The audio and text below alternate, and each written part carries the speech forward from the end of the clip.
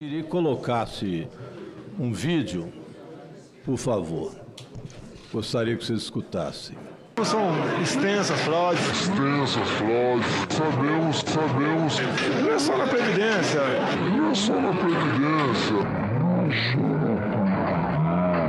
É um país que se acostumou com a fraude. E aí você tem um governo tão ruim, que as pessoas estão com fome, que as pessoas estão desempregadas, que as pessoas estão sofrendo, que as pessoas estavam morrendo na pandemia. E o cara chega pra você e fala que você falhou com ele porque não protegeu a família dele de investigação, de rachadinha. E no fundo, na verdade, aqui o grande problema é o medo da investigação chegar nele. Afinal, era gente ligada a ele.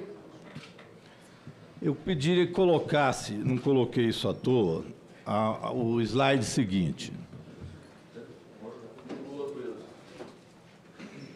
Vamos lá. Porque eu queria fazer uma conexão, é porque me parece óbvio que o ex-presidente Jair Bolsonaro sabia das coisas, isso nós já colocamos aqui. Foi avisado, inclusive, por entidades de auditores fiscais, senadores, então é óbvio que o ex-presidente sabia que existiam problemas. Mas não era só ele que sabia, não. Isso aí diz respeito à MP 871 de 2019, que muitas vezes a base da oposição aqui, base do governo Bolsonaro, dizia que foi o grande feito do governo Bolsonaro foi essa MP 871. Mas eu perguntaria, inclusive, ao doutor Stefanuto, caso tivesse sido aprovado ou não vetado essa emenda foi do deputado Rodrigo Coelho, do PSB de Santa Catarina. Essa emenda está ali no canto esquerdo, ela diz o seguinte: é vedada a transmissão de informações de benefícios e de informações pessoais, trabalhistas e financeiros de segurados e beneficiários do INSS a quaisquer pessoas física ou jurídica, diretamente ou por meio de interposta pessoa e etc. Olha a justificativa que está na coluna do meio. De outra parte, procura-se inserir na redação da MP 871/2019 uma série de dispositivos relativos à prevenção da atuação de falsas associações e entidades de aposentados, que se vale de dados reais de aposentados e pensionistas e, em geral, são as maiores fontes de fraudes contra o sistema previdenciário. Ora, o deputado Rodrigo Coelho sabia do que estava falando e falou de entidades falsas. Isso foi em 2019. O que aconteceu? O presidente Jair Bolsonaro vetou. E ele vetou isso ouvido o Ministério da Economia juntamente com o Banco Central e mais, ouvido o superministro, que depois criticou o próprio presidente Jair Bolsonaro por rachadinha e outras coisas que vocês viram. Portanto, o governo tinha conhecimento disso e esse já era um assunto onde um deputado faz uma emenda e cita falsas associações, porque isso já ocorria no INSS. Isso era 2019. É óbvio que não existe 2023 e 2024, o senhor presidente, relator, deputados e deputadas, sem que existisse 2019, 2020, 2021, 2022 e assim por diante. E por que isso é bom de se lembrar? Porque quem exatamente meteu a mão no dinheiro dos aposentados foram essas entidades que o deputado Rodrigo Coelho já naquela época denunciava. Que entidades foram essas? AMBEC, Amar Brasil, Conafer. Não existiriam estas pessoas que Pimenta chamou de Golden Boys, por exemplo, Felipe Gomes, presidente da Amar, que nós vamos escutar aqui, com Ferrari, Porsches, etc., apreendidas na Amar. Não haveria Delacrode, caso esse Delacrode, que aliás era dono de empresa de biometria. Não haveria Américo Monte, Anderson Cordeiro, que são os chamados Golden Boys. Foi exatamente nesse período de 2019 a 2023 e depois adentraram 24 e 25 na continuidade da roubalheira. Veja, presidente, que isso não pode ser considerado algo que se começou agora, mas que já vinha de mais tempo e, evidentemente, essa roubalheira deu a eles as condições de ter tanta riqueza. Junta-se a eles Nelson Williams, Camizotti.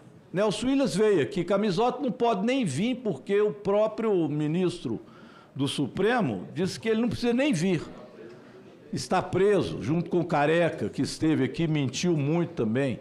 Essas pessoas meteram a mão no dinheiro desses aposentados durante todo esse período. Se este veto não tivesse sido feito ou derrubado, eu digo derrubado pelo seguinte: fui ver quem votou pela derrubada do veto e quem manteve. A orientação do Partido dos Trabalhadores foi pela derrubada do veto. Já o PL votou em massa para que o veto fosse mantido. E, portanto, Senhores, por favor. Este ponto... Senhores, por favor. Portanto, a base bolsonarista, ela votou para a manutenção deste veto.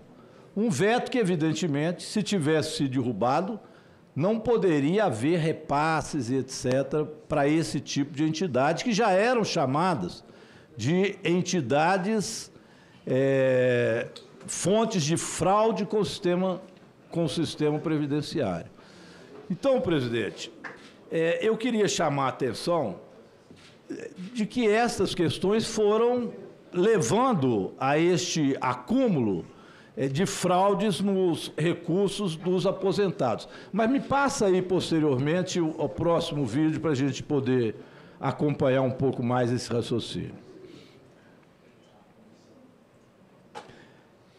Durante esse período, eu já mostrei esse gráfico, a gente vai ver que exatamente as entidades que de 2019 até 2022 foram as entidades, pode passar o próximo, as entidades que foram credenciadas nos ACTs, que mais cresceram do ponto de vista do que arrecadaram e também do número de filiados.